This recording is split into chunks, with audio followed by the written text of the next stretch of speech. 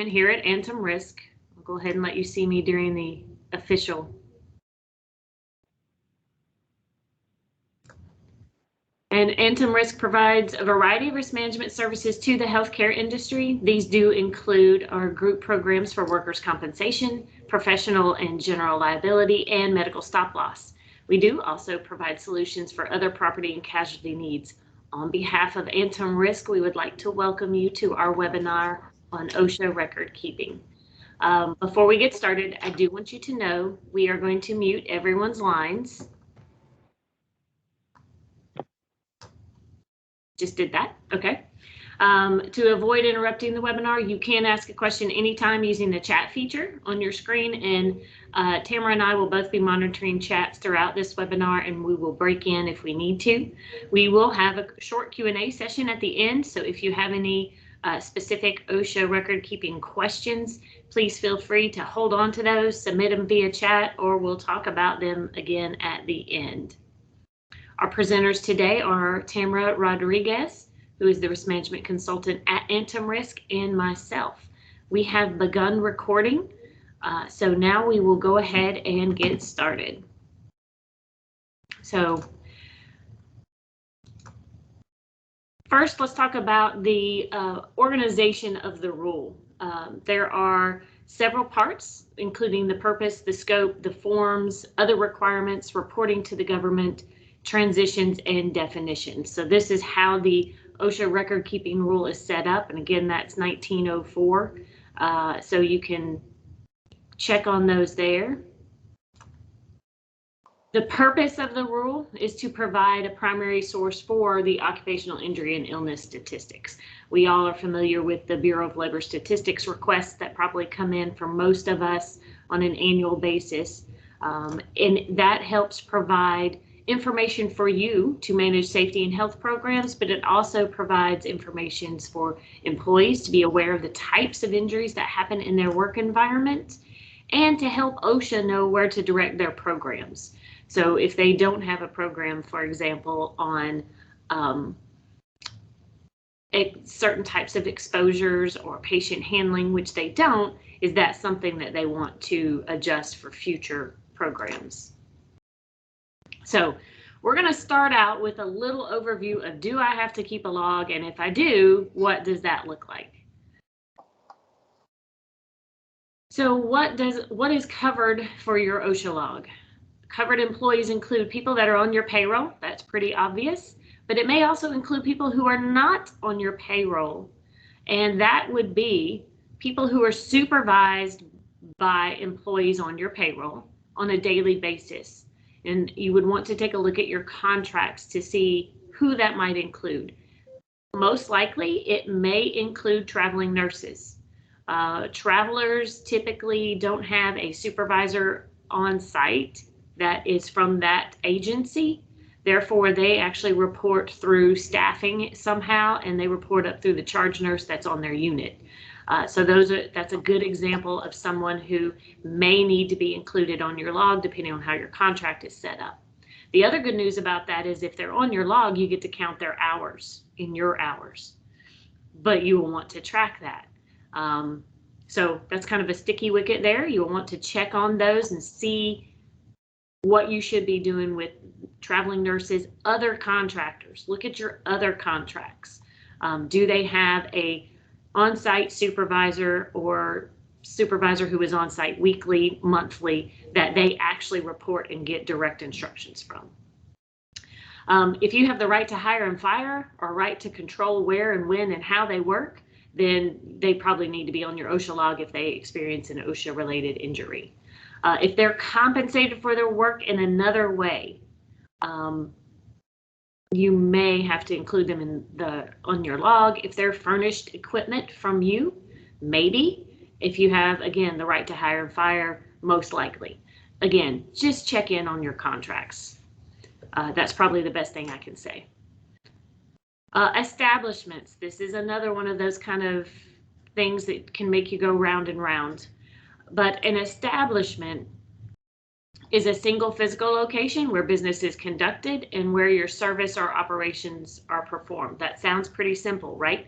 For those of you that have multiple locations, multiple addresses, you're going to want to figure out, is the address close enough to another one of my locations that I want to group them? If I want to group them, do I know that everything within those groupings actually is required to have a log? And if they're not, do I want to not group them in order to not have a log for a specific location? Yeah, sounds very exciting and confusing. And Tamara, I'm going to ask you to advance the slide. My control has stopped working. Oh, no. Yeah, so I gave you back control. I'm sorry. That's okay. We're here. So let me expand on that a little bit. If you have a medical office plaza and most of the types of businesses in that medical office plaza are physician practices, those may be exempt and may not be required to keep a log. However, let's say you have maybe a diagnostic area in that medical office plaza as well, or a same-day surgery. That surgery, outpatient surgery or outpatient rehab, may be required to keep a log. So if you group that into one location, then based on what we've seen from South Carolina OSHA and what we believe to be true maybe from Fed OSHA, is then that entire location, because it's grouped, that entire location now keeps a log and the exemption would not apply. So when you're looking at your medical office plazas, you may want to take that into consideration. Would you go ahead and move me forward, Tamara?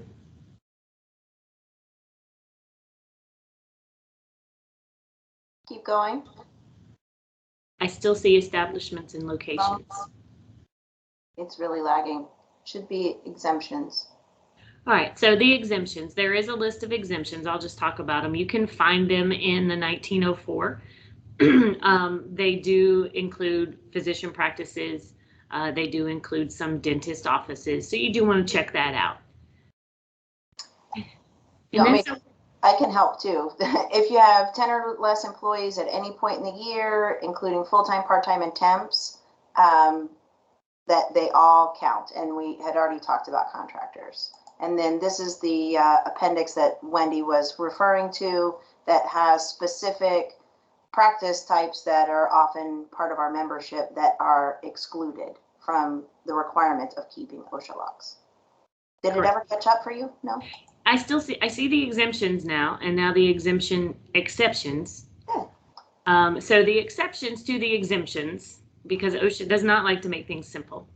If one of your physician offices ever gets a request from the Bureau of Labor Statistics to report annually, then they must keep a log for that period and that period only. So it is possible. We've had that in the past where a few of our larger physician offices has received a request. So just make sure that if a new request comes in, someone at the main location is notified. All right, so the next one. And now I'm going to turn it over to you anyway. So I'll let you take it from here, Tamara. All right, thanks so much. So now we're going to jump into the basic recording criteria. Everyone has to, covered employers, if you're not on that exemption or the exemption exception list, you have to record every fatality, injury, or illness that meets these parts. It has to be work-related, it has to be a new case, and it has to meet one or more of the specific criteria that's covered in 1904.7 through .11. And we're going to go through what those are now for the bulk of the class.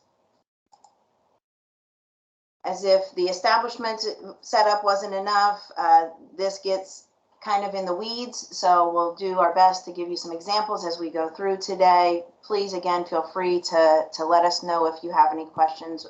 Wendy and Janine are monitoring the chat while I teach. So, five-step process, and this is as simple as we can make it, because OSHA does try and convolute things sometimes. They make it maybe a little more difficult than maybe it needs to be, but five-step process. Was there an injury or illness? Is it work-related? Is it a new case? Does it meet the recording criteria. And then, is it recordable? Is it reportable? Those are two very different things, as many of you are aware. So step one, did the employee experience an injury or illness? Well, an injury or illness is considered an abnormal condition or disorder. And there would be two types. It can be acute or chronic.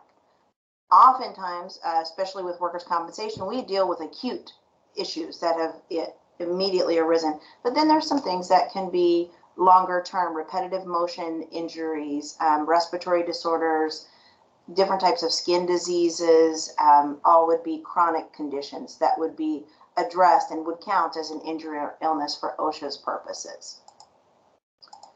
So we're going to go do a little Q&A. So if you would pull up your chat boxes, that would be great. And we're going to look for some responses here. So first question.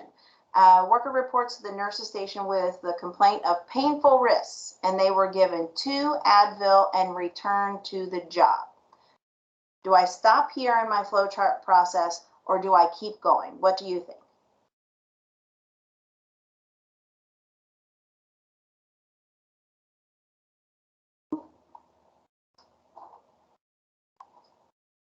Everybody's thinking really hard. That's okay. Next. They're thinking right? It's a trick question. Right. It's a hard one. I concur. A lot of these are tricky. So you're right. We're going to go on to the next step.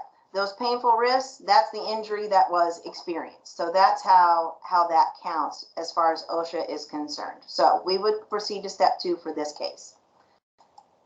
How about there's a xylene spill on the loading dock at the back of Feel Better Hospital. 2 of the employees in the area are rushed to the emergency room. They're told to stay home the next day as a precautionary measure. Did we have an injury or an illness? What do we think? Keep going or stay here? Next. Absolutely right. So, right, we've had this exposure, but we need to find out what kind of symptoms did they have? Did they receive any kind of treatment? So we need some additional information from that. But is this potentially a move on? Absolutely, it's potentially a move on. And my indication would be with Dave, it's probably going to keep going. We had a xylene spill that's pretty serious. And by the way, this did happen. So, and they were recording. So, after we figure out step 1, then we're going to move on to step 2. So did we have an injury? So now we're going to just know that we did have an injury or illness, and now we're going to decide if it's work related. These get even more fun. So for something to be work related, it is presumed to be work related if it occurred inside the work environment, unless there is one of the exemptions that specifically applies. And we're going to talk about what those are in just a minute. If the injury happened in the work environment and there's a discernible cause of the injury or illness, or there's a significant aggravation of a pre-existing condition. And a lot of you guys that I've talked to over the last year, we've talked about, is this a significant aggravation of something we already had going on, or is this just a new event, or is this something completely separate? So that's all issues that fall under work relatedness. So the work environment. What counts as the work environment? Well, it's of course the establishment, but in COVID, have we expanded what we think of as being the work environment now? We have a lot of folks who work from home. This section used to really focus on employees who were traveling, and we'll talk about that here in this next slide. Traveling employees are potentially covered. So if I have to go to a conference, and while I'm walking through the conference center, perusing the exhibits, I trip and brace my fall with my hands and I break my arm. Is that work related and within the course and scope of my work at that conference? Yep, I'm doing what I'm supposed to be doing. Your travel status becomes your home away from home. If they slip in the shower at the hotel, do we think it is work related? Yeah, now we're not work related, right? Because they're going to shower at home just the same way that they would shower, hopefully, right, at the conference. So that's how that will go. That wouldn't be work related. Working from home. If something happens while an employee is working from home or pay compensation in the home and it is directly related to the performance of their job duties. So I am working at home and I am doing a lot of keying, data entry for months and months and months. So I get a repetitive motion injury, right? That's clearly work related.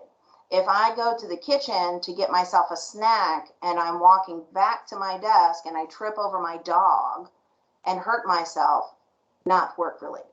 Right? So even though you're in that home environment, you still have to be doing work-related tasks in order for it to apply. Significant aggravation of a pre-existing condition is pretty finite. So if I already have this condition, but something in my work environment results in death, loss of consciousness, or days away, restricted duty, job transfer, or medical treatment. That's typically the one that happens, right? I already have a bad back. I go through treatment for my bad back. But I've been in a place where my back's been okay for a few months. But I know that I have a back problem. And I lift a box one day and that back catches again. And now I have to go back to the doctor where I wouldn't have normally gone back to the doctor. That would be a significant aggravation of a pre-existing condition and therefore would count as work-related. Is that all very clear as mud? It's amazing, right? So, exceptions to work-relatedness. I'm going to go through these really quickly. So if I'm present as a member of the general public, I am no longer work-related, right? So if I come through the ED for something that happened at my home and I'm walking through the hallway and trip and fall down, I'm not there for work. I'm there because I got hurt at home. I'm there for a personal issue. So I'm there as a member of the general public now. If I have a heart attack, that is not at all related to my working conditions. I am sitting in my office as I would on any normal day, and I just happen to have a heart attack while I'm at work. That is not work-related. Gets more dicey when we start talking about, well, so-and-so was running to a code, right? Was the elevation of that part of the issue? Maybe, maybe not. And that's where you're going to really rely on what the physician says. You know, what was the trigger for the heart event? If we're voluntarily participating in a wellness program, that is not considered work related. If we do Zumba Thursdays in the cafeteria and I twist my ankle doing Zumba Thursdays, that's voluntary participation in a wellness event. That's no longer work related. And so then our recordability issue doesn't come in anymore. Eating, drinking, or preparing food for personal consumption. This is one sometimes where workers' compensability and OSHA recordability can differ sometimes. If I'm doing personal tasks out at work outside of normal work hours, I came in because I needed to find something in my office. Not work related. If I'm personally grooming, if I burn myself with my flat iron while I'm getting ready in my office for the meeting that day, not work related. If I have a motor vehicle accident during my normal routine commute, not work related. Different than if I'm home health, right? If I'm home health and I've started at my home and I'm headed to an appointment, is that work related? Absolutely. That's different than my normal daily commute, right? I am traveling for the work purpose. Common cold or flu, OSHA has deemed that those are not work related. And if we have mental illness, and mental illness is getting more muddy as that becomes more of a focus in our society. It'll be interesting to see if this changes in the future. But right now, mental illness, unless the employee provides a medical opinion that says that this condition is absolutely related to a set of circumstances that happen within their workplace, then it's probably not going to be OSHA recordable. And this is an area where if you had someone who was recordable for a mental illness issue, in South Carolina, it is not compensable. They don't cover that at this point. Dave asked if an employee is doing stretch and flex pre-shift. Are they supposed to? Is it part of your wellness program, or is it part of something like everybody comes in and does their pre-morning stretches? If it's everybody comes in and is supposed to do their pre-morning stretches, that's work related. Now, if it's a good idea if you stretch before work and they're performing the stretches before work and then they get injured, then it's not work related. That's a voluntary participation in something. So that's where that difference comes in. Okay. So let's have some more quiz time. Everybody ready with yes, no? All right. If the employee gives blood at a voluntary employer-sponsored blood drive and passes out, is it work-related? Stop here, right? That's voluntary participation. Even though you sponsored it, and even if you incentivize going to it, like we give everybody a gift card if they come, still voluntary, right? Does not count. How about an employee sprains their ankle on the way into work from the company parking lot to the building? Keep going or stop here? Got to keep going, and I've got to stop here. Good job, guys. We're going to keep going. There's no exception that applies. The parking lot exemption only applies to motor vehicle accidents during a commute, right? So if anything else goes on in the parking lot, we're on the hook for it. If somebody slips and falls in the hallway and breaks their arm because they've come into the office on a Saturday to help their daughter with her science project, are we stopping here or are we going on? Stop, stop, stop. Absolutely. Lots of stops, right? I am here for personal reasons. Nothing related to my work, right? Absolutely stop. Okay. So if we've figured out if somebody got an injury or illness and we've decided that it's work related, now we have to figure out, is this something new or is this something old?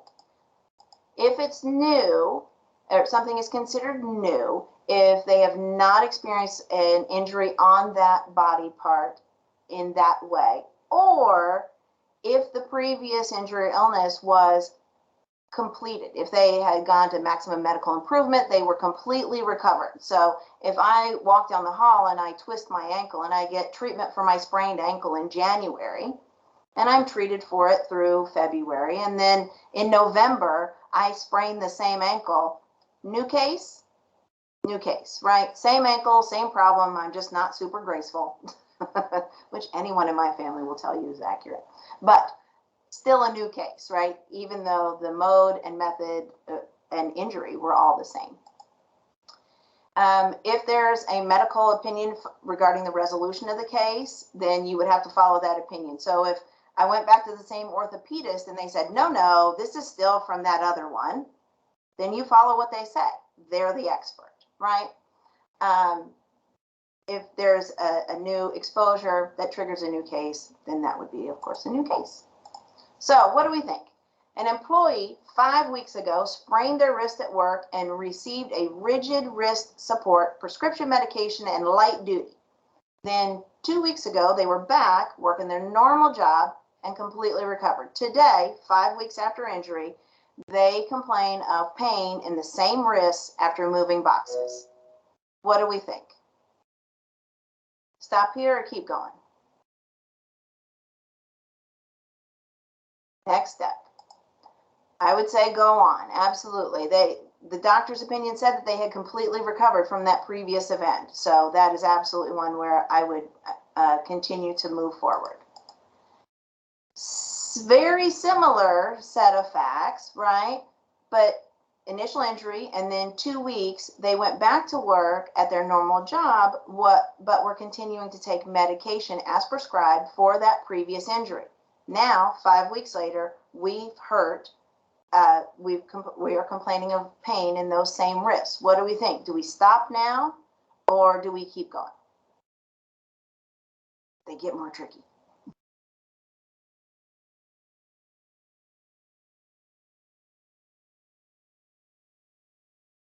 So this one is really interesting. So you're actually going to stop here because since they were still under the prescribed medication, they were still continuing to treat for that initial injury, then it's not a new case. They hadn't finished their treatment yet. Unless the provider then would give you a note saying that they had. But based on this set of facts, right, 5 weeks later, doesn't matter. If they're still having the medication and taking the medication as prescribed for the injury that it was prescribed for, it's hard to make the argument that they are fully recovered. So that's where it gets a little funny. And I'll just step in and think about if they haven't been released by their physician, like they're not at maximum medical improvement, we're throwing some workers' comp logic in there, but if they maybe have a future doctor's appointment, even if they're getting prescribed medication ongoing and they have a follow-up just to make sure that everything's going well, then I would look at it and say that's still a continuation of the old case because there wasn't resolution of that old case or the old injury, so to speak. And that's where we help our claims folks help with the workers' compensation process and tracking those doctor's appointments and making sure of those follow-ups and that those things are being well documented so that you know where one case ends and another case starts. It should help with that process. All right. If an employee fractures their foot at work and every 6 months or so it bothers him and he's placed on light duty for a day or two, what do we think? Are we going on or are we stopping here? Y'all know the OSHA answer, right? The OSHA answer is always, it depends. What it depends on is we need some more information, right? Do we have a doctor's note that says that fractured foot was fully recovered? If we do, then we may have an issue, and especially if there was a new event that has caused that issue. So we just need some more information here. So now that we've decided if it's an injury and illness, is work related, is it new, now we need to figure out, does it meet the general recording criteria? And the way that something qualifies for the general recording criteria, you guys hear me when I call you about ESHRIOs, I run down the list, right? These all look familiar to a lot of you. I'm like, well, knock on wood, right? No deaths. Did we have any days away from work? Did we have restricted duty? Did we get transferred to a different job other than our own? Did we get medical treatment beyond first aid? Did we lose consciousness? Or did we have a significant injury or illness that was diagnosed? That's what we're going to look into. So days away from work means 1 or more days away from work beyond the date of injury, right? So it's not enough just that singular day. I have to have a problem the next day, right? For it to be counted as a day away from work. Restricted work, again, 1 or more days of restricted duty or job transfer, meaning that I wasn't able to do my normal job. Again, we're not going to include that initial date of injury. It's only the next day where it counts. How you count the days applies both, that you count them the same, whether it's lost or restricted time. You're going to do calendar days. It doesn't matter weekends, holidays, what shifts they were going to work, any of those kinds of things. It's really important that you have good communication with your providers and with your staff so that everybody's on the same page. If an employee gets injured and they're like, well, I'm not working again until Wednesday, what is that period of time? Did the doctor actually write them out? Would they have written them out if they were supposed to be at work the next day? You have to clarify these things, that it's really important. And count, doesn't matter if they were getting ready to go on a 2-week vacation. You get to count those 2 weeks if that's how long the doctor thinks that it's going to take. You do get to cap the days at 180, and it is in combination, right? So 180 days of either category on their own or as combined together. You can stop counting the days away if they leave the company for some reason that is unrelated to the injury or illness. You can stop counting those days. You don't have to keep tracking them down and find out how they're doing. So Let's talk about Miss Tiffany. We're going to talk about Tiffany a good bit today still. So Tiffany Trips was injured on December 30th of 2021, and she has been given restricted duty at least through January 13th of this year. I have a few questions about Miss Trips. Does she belong on last year's log, this year's log, both logs? What do we think? We'll start there. 2021, Crystal says. You guys got it. Absolutely. The injury occurred on 12/30/2021. So that's whose log it stays on. Absolutely right. 15 days are what we record. So we don't just record those days in December. We're recording those days into January. So that's to say that we are responsible for keeping the previous year's logs updated. And we're responsible for continuing to update those logs for the next 4 years. So thankfully, again, at Anthem, we help with that. Our claim software helps with that, which is awesome. But your OSHA logs, when you do your 300A and at this time of year, is really a snapshot in time. When you look at some of your cases 6 months from now, when OSHA and BLS calls and ask you about the days and things like that, and you're like, wait a minute, I turned in 6 days.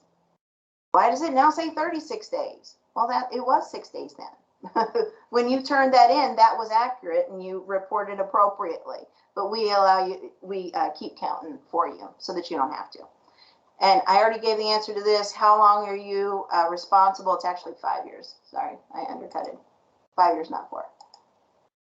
All right, so missed trips, a little bit more. So after 10 days, because she ended up being out for 15, right? After 10 days, her supervisor was like, nah, we can't accommodate her restrictions anymore. She's going to have to go home. Are those last 5 days recorded as restricted duty, which is what she was cleared for, or do they count as days away? You got it. Out of work. Those are now days away. If we can't accommodate, they are then out. And that counts on your OSHA log differently. That affects your DART rate differently. Job transfer. If they're assigned to any job other than his or her regular job for all or a portion of the day, that counts as job transfer. Medical treatment is the management and care of a patient to combat a disease or disorder per the OSHA standard. It does not include observations and counseling, diagnostics, even though those are really expensive. Even if it requires contrastive dye to get that diagnostic done, that still does not make a case OSHA recordable. Diagnostics don't count as treatment. Prescription medication for diagnostic purposes, that's the IVE that I was just talking about, contrast, things like that. And then first aid does not count as medical treatment. And that's where a lot of interesting thing comes up, right? Is it first aid? Is it medical treatment? So the best thing I can tell you to do is to go to 104.7B5 and look at the list. It is an exhaustive list. If it is not on that list, then it is not first aid. And if it is not first aid, then it's medical treatment, and that is the last trigger for recordability, right? Because we've already made those other 4 decisions, the 3 decisions. Now we know that this is something else. So to go over a few things that are first aid, we'll run down these. Using non-prescription medication at non-prescription strength. So again, talking with your gatekeeper physicians. If it's take Advil as you need to, that's one thing, versus take more than what it says on the back of the bottle at a significant period of time. Now you are providing non-prescription medication at prescription strength, and so then it would be recordable. Dave, you would count that 13th day. So it was through the 113, so that counts that last day, and that's how, I think that's how you get to 15, right? Because 12/31, and then the other, maybe I miscount, right? I think it's 15. If we're giving a tetanus immunization vaccine, that does not count. That's first aid. Cleaning or flushing wounds, not first aid. Butterfly bandages, steri strips, first aid. Surgical glue, not first aid. Crystal, what's the difference in giving an employee a prescription strength medication in the office versus prescribing from the pharmacy? No difference. Doesn't matter where the source of the prescription is garnered from, whether it's from the office there at Employee Health, or if they go to Rite Aid or CVS and go get it. Prescription is prescription. Even counts if they are prescribed a medication that the employee then chooses not to fill. Because they were prescribed medication by a provider, that meets the trigger. So surgical glue, really important that you guys know this. That is not first aid. That is medical treatment because it's not included on the list. Hot or cold therapy, first aid, non-rigid means of support. Our first aid, any kind of ACE bandages. So that's why when I reach out to you guys, I'm like, so is it a boot or is it an ACE bandage? Those are different things, right? As far as OSHA is concerned, it is anyway. C-collars for temporary immobilization is first aid, not medical treatment. If we're going to drill a fingernail or a toenail to drain fluid from a blister, that's first aid. Eye patches are first aid. If we're moving foreign bodies with a cotton swab or irrigation from the eye, that would be first aid. Any kind of simple means that we're using, irrigation, tweezers, cotton swabs. If we're having to use more than that, that's beyond first aid. Finger guards, even though those are kind of rigid, is first aid. Massage counts as first aid. And then if we're having a heat stress event, drinking fluids is first aid. So those are great. And remember, if it's not on those last two slides that I just showed you, it is not considered first aid. And if it's not considered first aid, it's considered medical treatment. And if it's considered medical treatment, and we've already answered yes to our other three questions, now it's recordable, right? So let's go through a few examples of these. Mr. Montgomery Burns works in food and nutrition. He was setting up for the lunch rush, and steam from one of the trays hit his hand. He went to Employee Health, and there they gave him a 60-gram jar of sulfur sulfadiazine. I think I said that right. Cream, telling him to use it twice a day until it, meaning the burn, was gone. What do you think? Is this medical treatment? They had it at the ready. He didn't have to go pick it up at the pharmacy. Yep, that is medical treatment, right? That is not something that I or anybody else can go to CVS and buy. You have it at the ready at your hospitals and facilities, but for the members of the general public, it's not generally available. So that would be considered medical treatment. Now we have Weezer. Weezer Boudreaux ran to a code and performed chest compressions for an extended period of time until additional assistance could arrive. When she was done, she was out of breath. She felt lightheaded, and she got taken to the nurse's station where RT gave her oxygen via a portable tank. Do we think that this is medical treatment?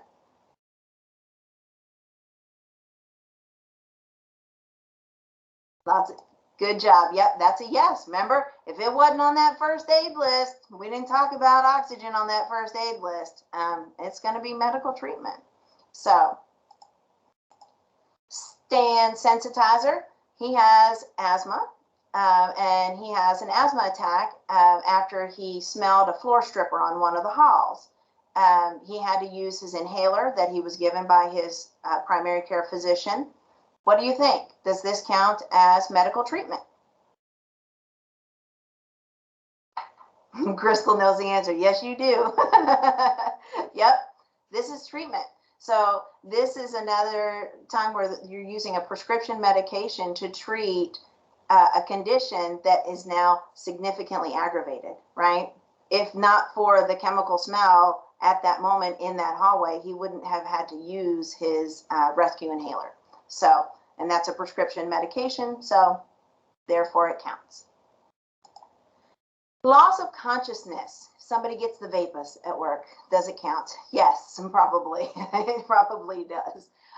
We have to record all cases that are work-related that involve a loss of consciousness. And it doesn't matter how long someone is unconscious. If they were unconscious from a period of time from standing to when they hit the floor, if somebody saw that the lights were out and nobody was home, that's long enough for it to count as a loss of consciousness. This happens sometimes. We get a couple every year where someone is observing something and becomes a little overwhelmed by the situation. And so then they fall out. And so usually that's OSHA recordable. Yep, you sure did, Kim. Don't feel alone. We get a couple of them every year. It's okay.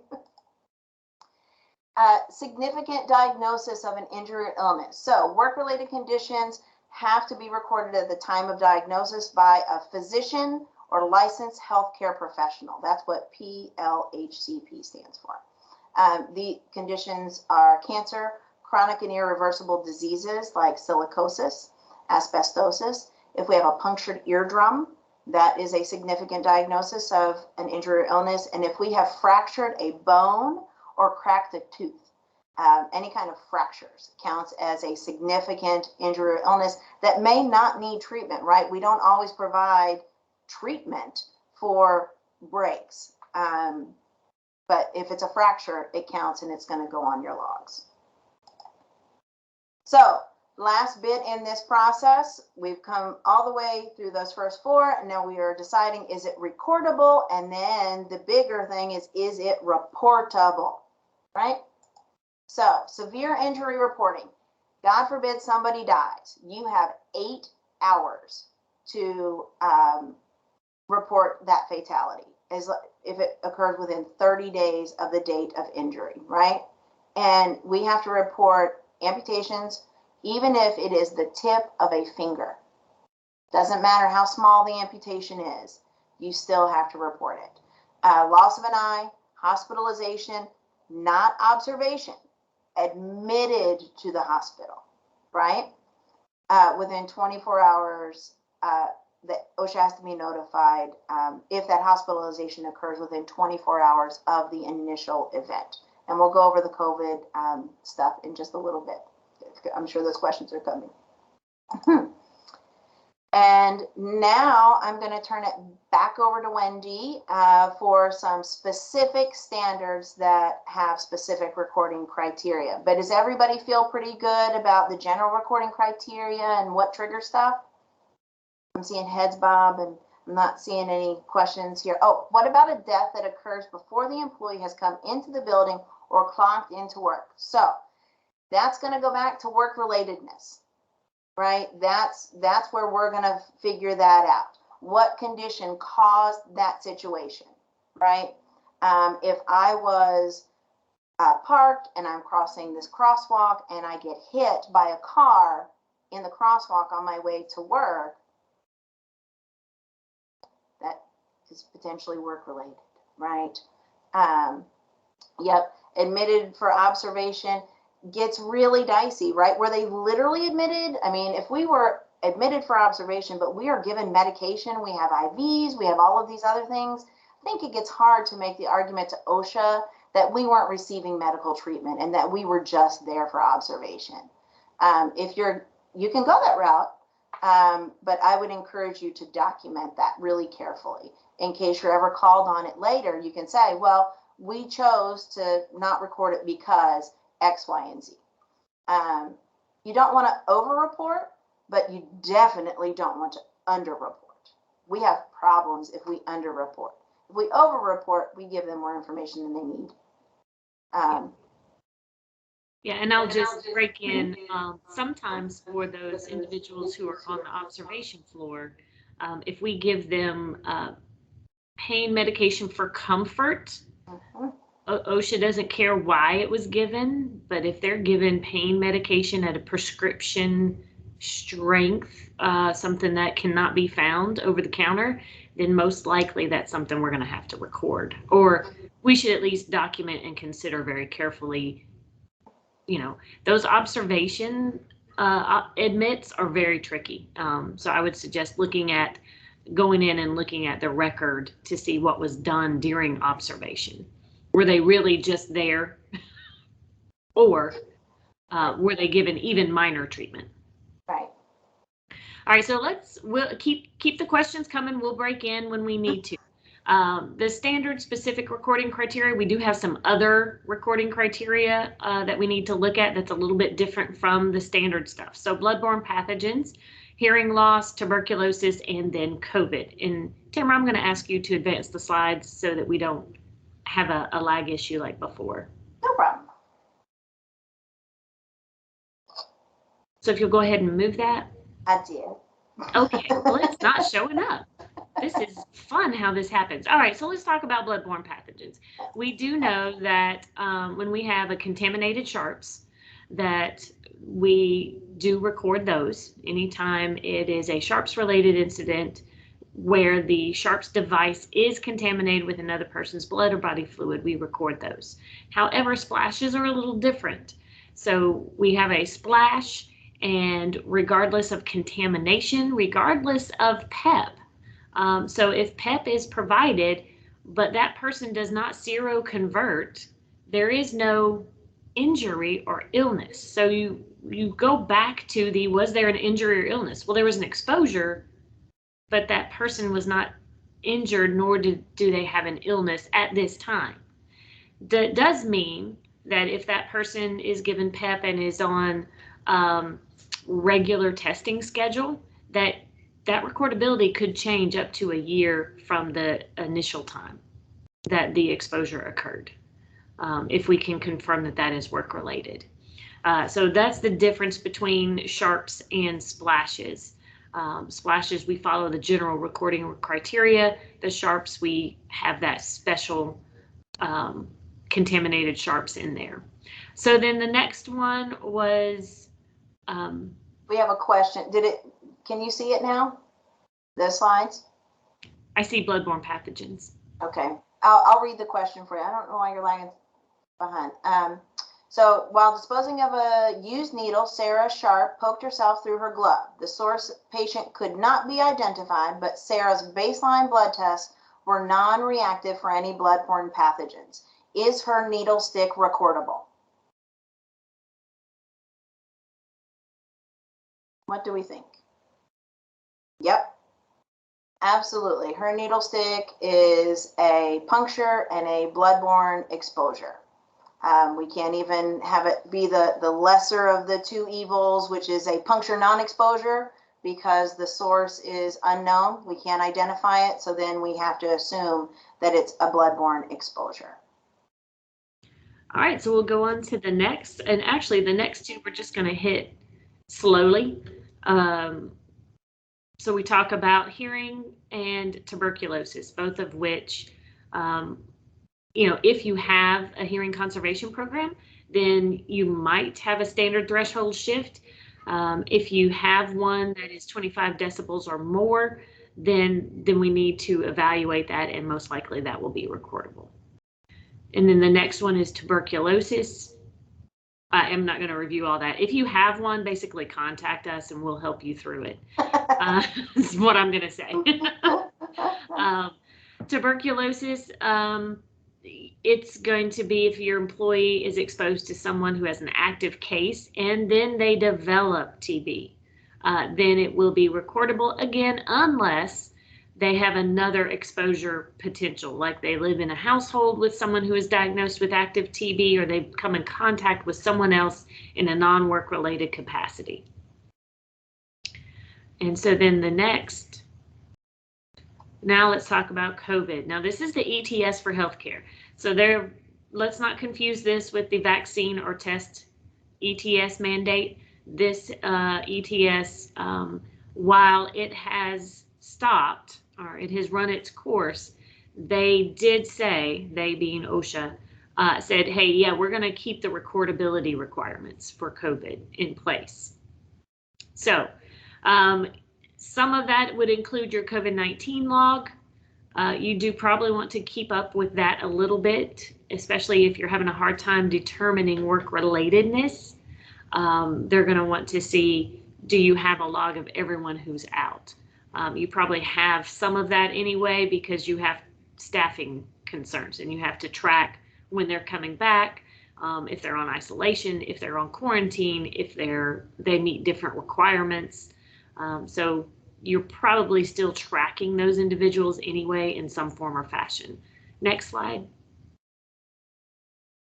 So now for COVID, Fatalities must be reported within 8 hours after knowledge, and it doesn't matter how long after the exposure the fatality occurs, as long as it is related to a workplace COVID exposure. So you have to notify. So we have to keep track of those. An inpatient hospitalization for COVID, work-related COVID exposure 24 hours after knowledge of the hospitalization, not 24 hours after the exposure. If at any time they've been exposed to COVID in the work environment and they are hospitalized as a result of that work-related exposure, you have to notify OSHA, South Carolina OSHA, within 24 hours. So that means you've got to pay attention to and do your due diligence on what is work-related and not what is not. You should have some questions that you're asking employees that say, I was exposed at work to COVID. Should have a few questions that you're asking to confirm whether it is work-related or not. That way you have fewer that you're having to keep track of from a potential reporting standpoint. Next. Reactions to COVID vaccines. The good news is if someone has a reaction to a COVID vaccine, we do not have to record it.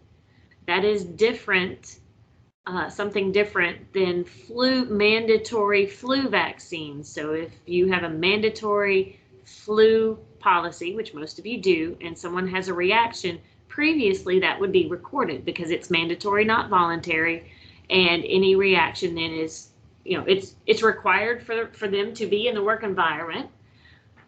And same applies. If you have a COVID vaccine that is mandatory and they have a reaction, it is not recordable at this time, at least through May 2022. So keep that in mind. That could change. Next.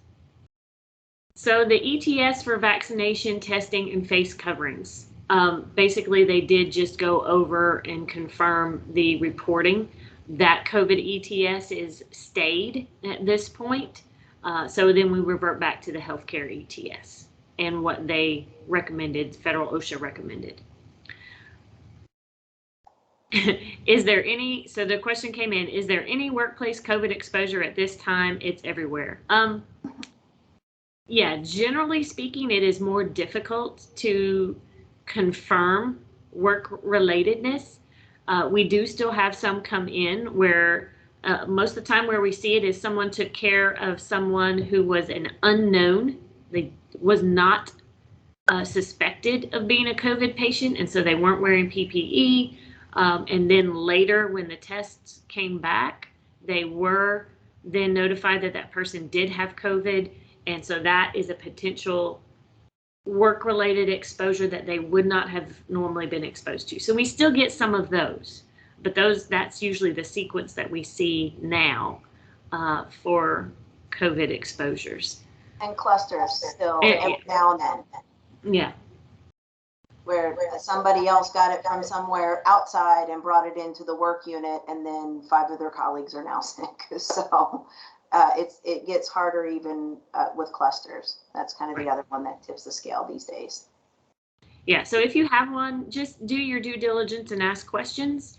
And if, follow the recommended questions and decision tree that is out there and that we have from guidance from early on in like June 2020 from OSHA about what questions to ask and how to make that decision. But yeah, anymore, there's very few work-related ones. So now that I know that it is recordable, what do we do next? So let's talk about the forms.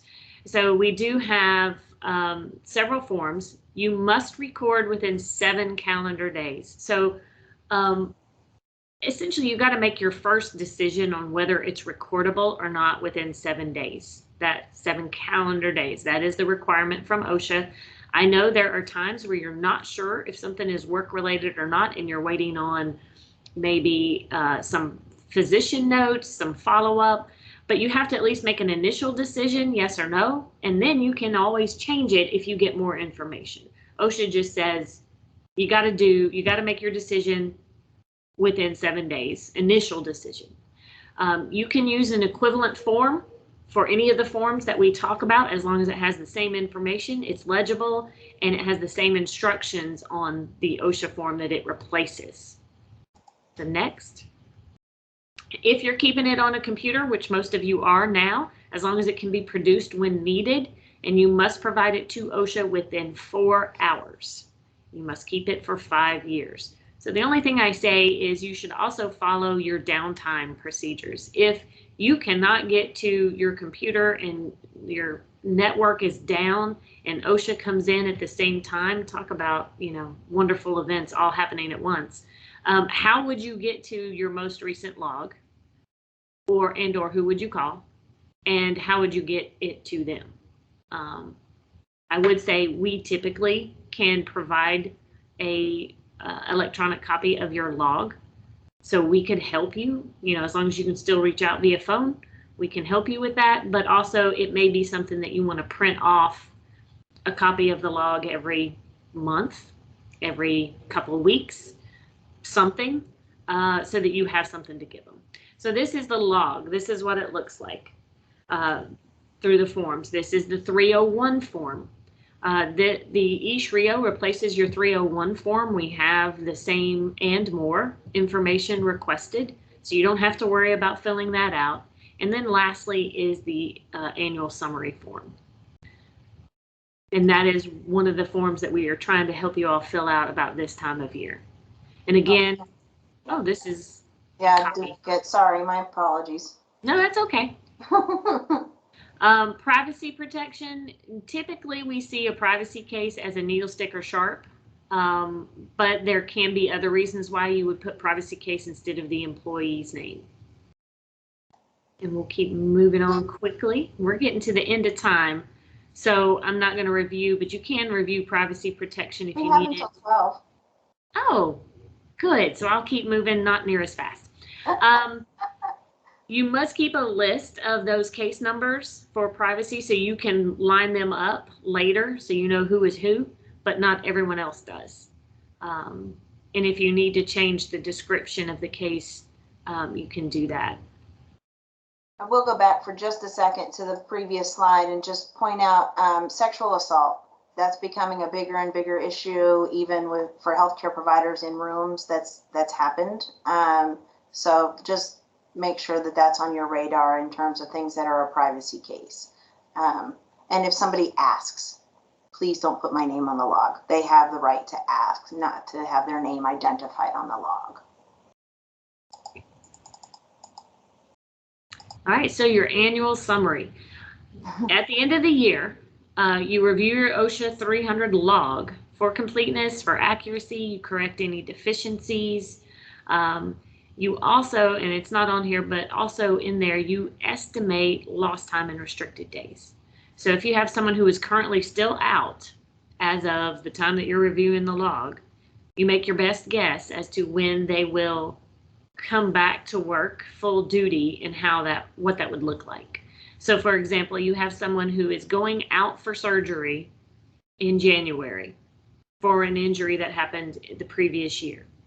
You know they're going to be out for 2 weeks related to the surgery, and most of the time people with that surgery are then on light duty for 4 weeks following that.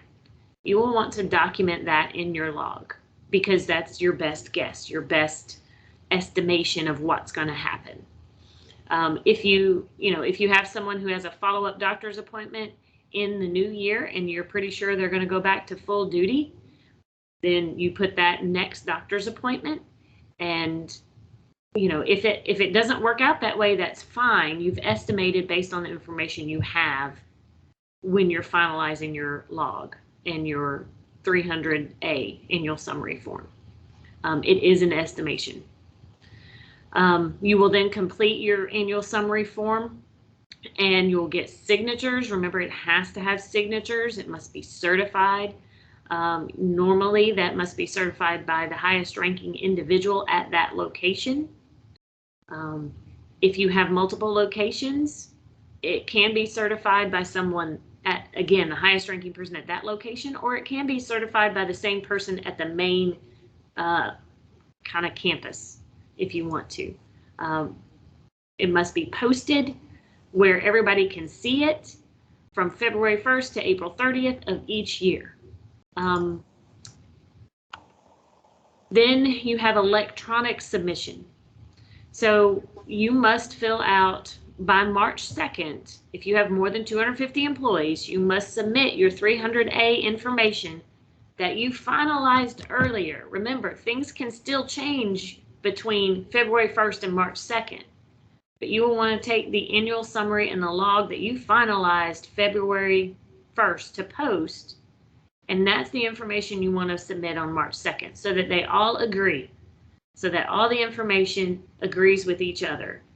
Even if you already know things have changed, that's what you're submitting, because that was your annual certified information. So you also, if an employee asks for information about their injury that was recordable, you must provide it to them. That's the 301 form. If they want a copy of the 300 form, you must give it to them by the end of the next business day. And the 300 form, the 300A is the summary, the 300 is the log. So that's why we want to make sure we have privacy case listed, because in truth, we are required to provide a 300 log to anyone who is an employee, a former employee, their personal and authorized representative, if they ask for it by the end of the next business day. So some general questions that we get. If it's not workers' comp, is it still recordable? Maybe. The definition for work-relatedness for OSHA is not the same as the definition for work-relatedness for workers' comp. Remember, workers' comp, there are 50 different programs because there are 50 different states, and they all get to make their own definitions.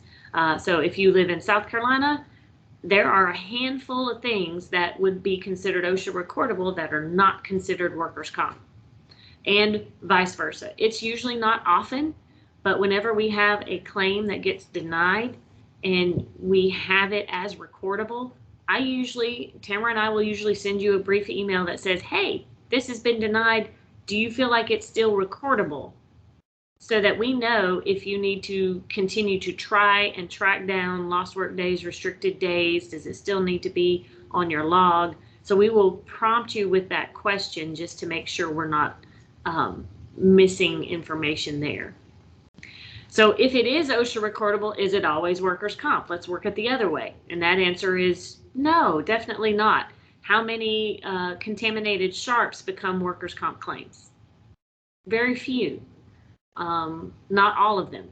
So they don't always match, and they shouldn't always match. And it is okay if they don't match. For those of you that like things to be matchy-matchy, this is not one of them. I have a recordable incident. Is OSHA going to come and inspect us? Again, that's recordable. The answer is no. If you have a reportable incident, will they come inspect you? Maybe. They may also do a rapid, which is just a letter or a phone call, and they ask you for information to be sent over. They evaluate the information. If they feel like you have everything in hand, then they may not show up, but they might. If you have a work-related death, they will come on site. And let's go. We don't have a whole lot left. Was that basically it? All right, so now we're going to kind of open it up for questions, comments, any scenarios that you're struggling with as you're finalizing your logs right now. Of course, you know you can follow up with us directly, and we'll walk you through your log and any other minute questions that you have. But if you have any now, please feel free.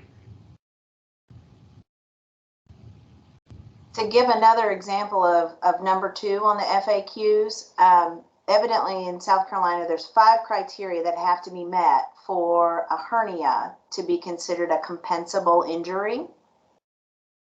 That often, not all 5 are met, but that hernia is often going to be OSHA recordable because it would be determined that it was work related and by lifting the box and things like that. So that's absolutely one of those that we've seen several times now that is OSHA recordable but is not compensable. You guys were great. You asked so many questions through the I got a quick presentation. question for you. Awesome. Yeah, go for it, Dave. So I've submitted probably 2 of the rapid responses within the last, I don't know, maybe 3 months or so. And I haven't gotten any. I got 1 phone call from OSHA right off the bat with the 1. We've submitted everything for both of them.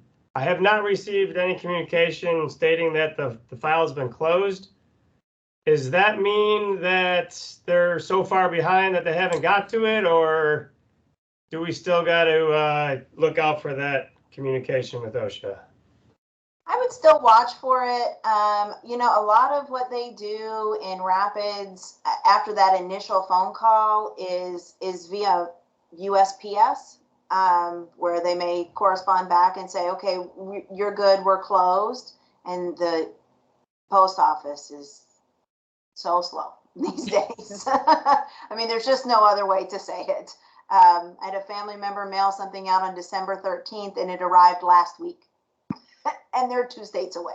So, and I'm hearing that just tons of people are saying that. So since they post a lot, USPS a lot, I wouldn't worry about it. If you're concerned, you can always call back and say, hey, just wanted to follow up, make sure that you got the information that I sent over, see if there's anything else you need, and then kind of go from there. It's not like they're going to be like, oh yeah, I forgot to go do that inspection. If you were going to get it, you probably would have gotten it by now, more than likely. I've talked to my former colleagues. They are out inspecting. They are working. So it is different than at the beginning of the pandemic when there were a lot of limitations in terms of where they could go and what they could do.